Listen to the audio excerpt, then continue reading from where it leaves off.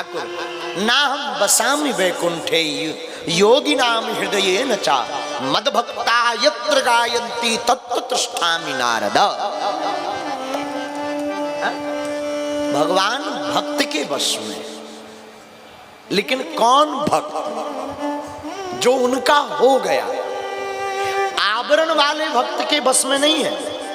एक होता भगवान के भक्त बनने का नाटक करने वाला, माला पहन ली, 50 रुपए की कंठी पहन ली, 10 रुपए का चंदन लगा लिया, 500 रुपए की धोती कुर्ता ले ली, राधा राधा राधा राधा राधा राधा राधा। ये नाट्य भक्त है, नाटकी, अभिनय करने वाला। ठीक है, अभिनय भी ठीक है, बाह्य वेशभूषा से अंदर प्रभाव तो पड़ेगा कुछ क्षण ही सही, लेकिन ये भक्त नहीं है। भक्त कौन?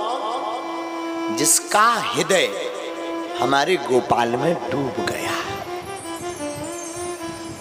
जो उनका हो गया।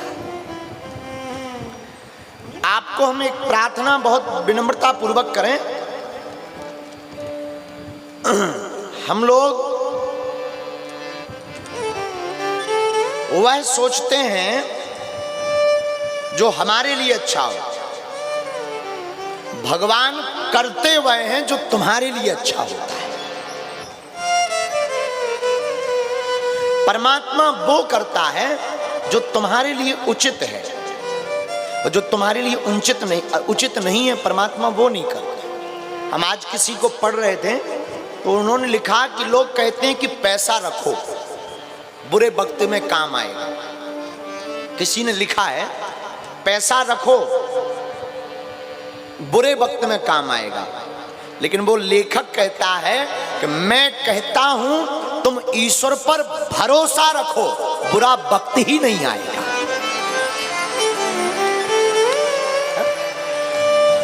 लोग कहते पैसा रखो, बुरे वक्त पर काम आएगा, लेकिन मैं कहता हूं तुम ईश्वर पर भरोसा रखो, बुरा वक्त ही नहीं आएगा।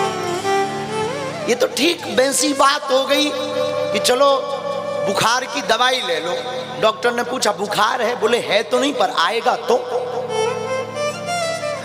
बुखार की दवा लेने से अच्छा ये है कि बुखार ना आवे ऐसी कोई दुआ ले लो। बुखार की दवा लेने से ठीक ये है, ऐसी कोई दुआ लो कि बुखार ना आए। और एक बात बोले, जिसे मैं की हवा लगी उसे ना दुआ लगी ना दवा लगी। साधु जी आप सुन रहे ना हमारी बात, बहुत ध्यान से सुन रहे ना। पैसा तुम इसलिए मत रखो कि बुरे वक्त पर काम आएगा। मैं कहता हूं तुम ईश्वर पर भरोसा रखो, बुरा वक्त ही नहीं आएगा। है? आपको हम भगवान के भरोसे पे एक कथा बताते हैं, सत्य घटना। अभी हमारे गुरु प्रसाद जी चले गए, वो हमको सुना रहे थे।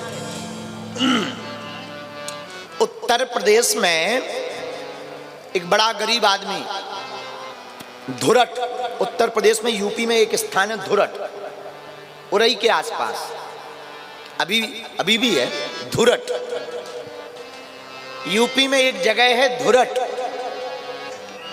वहां एक संते बाबा हुए। यही कोई 20-25 साल की बात है, कोई बहुत पुरानी या 400-500 साल पहले की नहीं। तो सुनो,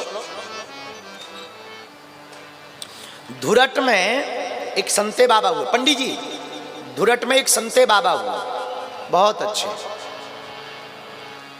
वो एट, वहां यूपी में एक है एट नगर है, एट यूपी में। वो एट नगर में मंडी में पल्लेदारी का काम करते थे, लेकिन बड़े ही भक्त थे राम राजा के। ओरछा वाले राम राजा जो हैं उनके बड़े ही भक्त थे। आहा, इतने राम जी के भक्त थे कि कोई भी काम होवे सोई रघुनाथ जी जाने, राम जी को ध्याते थे, उनका ध्यान करते थे। आपकी बिटिया की शादी हुई, पल्लेदारी का काम करते थे तो रुपया तो थे ही नहीं। तो जो आपका जो मंडल होता है, मंडल वालों ने 30-35 हजार रुपए जोड़ जाड़ कर गरीब के नाम पर इकट्ठा करके उनको दिया। उन्होंने वो रुपया लिए, कुछ कुछ सामान लिया, कुछ भंडारे का सामान लिया और आमंत्रण कार्ड छपवाए, निमंत्रण कार्ड। गरीब आदमी एक पोटली ली, पोटली में कपड़ा रखा, पूड़ी रखी, और वो कार्ड लिया, निमंत्रण का कार्ड, वो भी उसी पोटली में रखा, कपड़े की पोटली बनाई और प्रसाद बना करके उसने सोचा निमंत्रण कार्ड छप ही गए।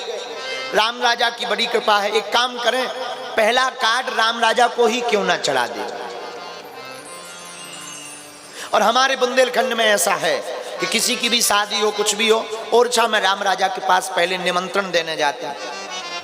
उसने भी वही पद्धति का अनुसरण किया और सुबह सुबह 4 पूड़ी 5 पूड़ी बनवाई, अचार रखा, मिर्चा रखा, पोटली ली, राम राजा को प्रणाम किया। गाड़ी वाहन का उतना जमाना ठीक ठाक था नहीं, जैसे तैसे करके वो ओरछा आ गया। धुरट से ओरछा आया। ओरछा में मंदिर में लंबी लाइन, अपनी पोटली लिए, लंबी लाइन, बहुत भीड़ मची थी। पुख नक्षत्र था और पुख नक्षत्र पर राम राजा सरकार में भीड़ बहुत होती है। तो धक्का मुक्की खाते खाते उसे दूर से ही राम राजा के दर्शन भय। आहा, आंखों में, गरीब आदमी, आंखें नम, आंखों में आंसू भरा, आंखें भर करके दूर से ही अपनी पोटली ऊपर टांगे, हाथ जोड़कर श्री राम राजा को कहा, सरकार आपकी कृपा से हमारी बेटी का विवाह तय हो गया है। अब हम तो अनाथ हैं, आपके अलावा हमारा तो कोई नाता है भी नहीं। और बात भी सही है, बन जाते हैं लाखों रिश्ते, जब पैसा पास होता है टूट जाता है वो रिश्ता गरीबी में जो सबसे खास होता है।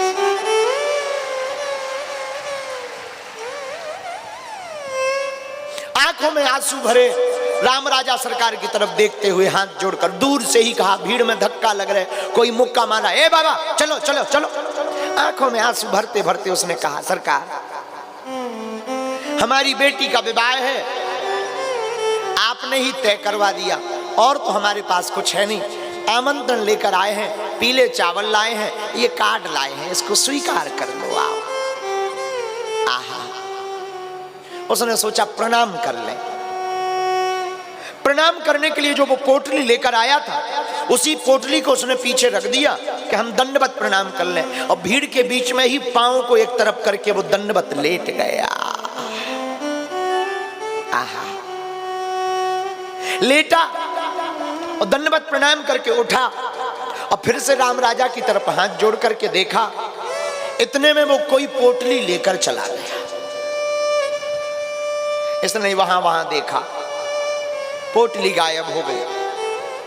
थोड़ा बुरा लगा, मनहीन हुआ, खिन्न हुआ और आंखों से आंसू आ गए। लेकिन सीधा साधा आदमी, भोला आदमी, तो इनका नाम था संते बाबा। संते बाबा ने कहा, लगता है आपने हमारा इकट्ठा पोटली सहित निमंत्रण स्वीकार कर लिया। जय हो आपकी।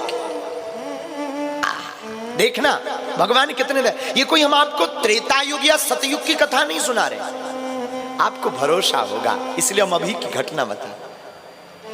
बाहर आया रोते हुए, आंखों से आंसू पहुंचे, देहरी को प्रणाम किया, हे रघुनाथ जी, हे राम राजा जी, आप तो राजा हो, हम तो प्रजा हैं, और हमारा तुम बिन कौन हमारा, आपके बिना कौन है हमारा जगत में। बाहर आया तो क्या देखता है,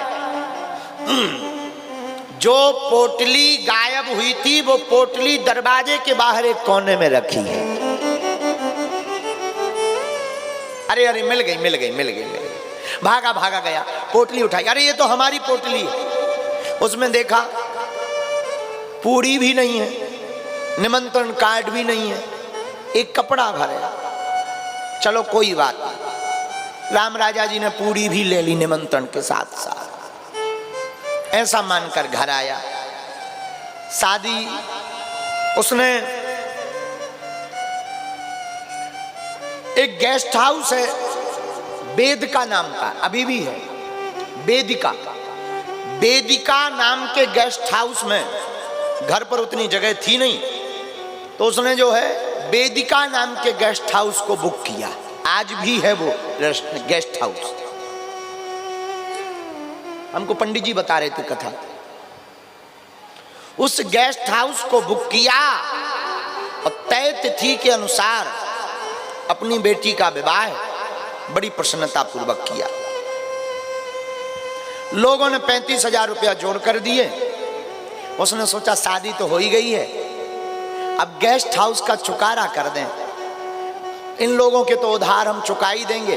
2-3 लोगों से और उधार मांगा कि हमें कुछ उधार दे दो, हम बाद में चुका देंगे और राम राजा की जब कृपा होगी तब चुका देंगे। 2-3 लोगों ने थोड़ी थोड़ी और मदद कर दी। और जब गेस्ट हाउस में रुपया लेकर के चुकाने के लिए गया तो जो गेस्ट हाउस का मालिक था कहा कि आपकी बड़ी कृपा, हमारी शादी निर्विघ्न संपन्न हो गई। और संते बाबा ने कहा अब हम आपका रुपया देने आए हैं, सो आप रजिस्टर निकाल लो, रुपया ले लो। तो वो मालिक झल्ला करके कहता है संते बाबा आप ही रात को आकर के 1-1 रुपया चुका के चले गए।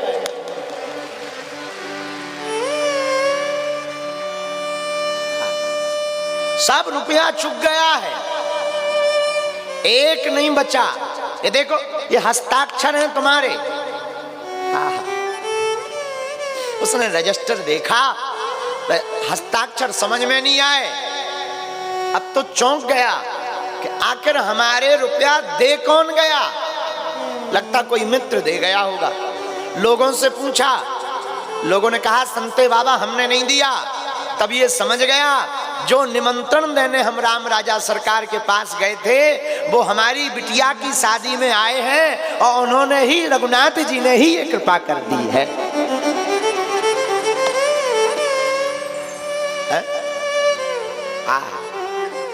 धन्य है राम राजा। ये कलयुग में भी राम जी लीला करते हैं। क्या कहना, इनकी कृपा का क्या कहना। भगवान की कृपा इतनी अकारण है कि जो इनके सहारे रहता वो दीन हो, कृपण हो, मूर्ख हो, सठ हो, बुद्धिहीन हो, कोई कुछ ना जानता हो, लेकिन श्री रघुनाथ जी के सहारे जो जीने लगते हैं फिर उसकी पूरी जिम्मेदारी हमारे ठाकुर की हो जाती है।